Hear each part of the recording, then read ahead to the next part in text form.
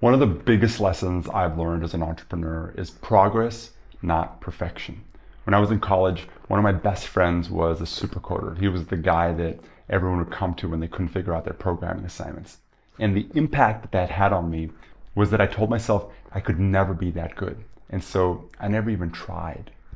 After college, I got into startups, I raised money, I hired people, but I never wrote a line of code until 12 years later when I was coming out of a failed startup. I was broke, literally going through bankruptcy, and determined not to give up on the startup dream. And I realized that the only way that I could move forward was to teach myself how to code.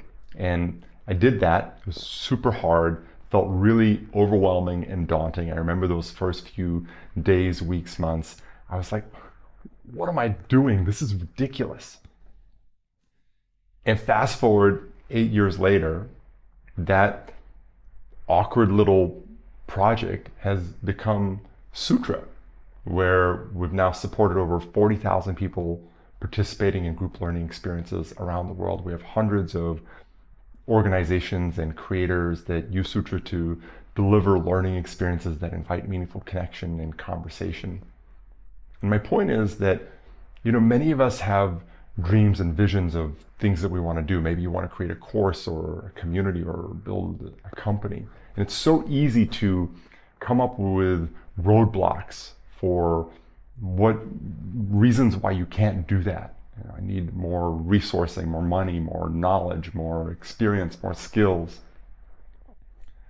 And sometimes the best way to get the resources, knowledge, and skills that you need is simply by putting a stake in the ground and just getting started. If you want to create a course, you don't need to put together 12 months of content. You can just put a date on your calendar, invite a handful of people, and run a Zoom call and just start sharing material and allow that to inform what you create. If you want to build a community, you can just start hosting regular Zoom calls and allow that to inform the community that emerges. If you want to build a company, you can just figure out what is that small thing that you can start actually working on and putting out into the world and use that to inform the company that you build. I believe it's Reid Hoffman, the founder of LinkedIn, that said, if you're something along the lines of, if you're not embarrassed by what you have launched, you've launched too late. It's okay to put something out that isn't perfect and allow that itself to inform the process of making it perfect. And the most important thing is that you commit and that you show up with consistency. It's not enough to just put something out and see, oh, this doesn't work, it's not good, right? You have to actually work through that crucible of challenge to allow something new to emerge. And it's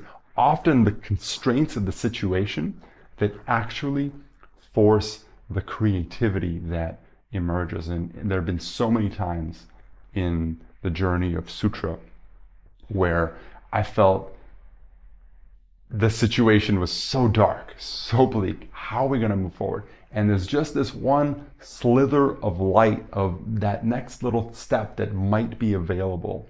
And stepping into that opens up a whole new territory, offers some new idea or some new possibility that allows you to keep moving forward. And it's only possible if you commit, if you're consistent, if you just step into it day after day after day and trust that somehow in that process, the universe, the people around you, the creativity inside you will come together to support whatever it is that you are creating.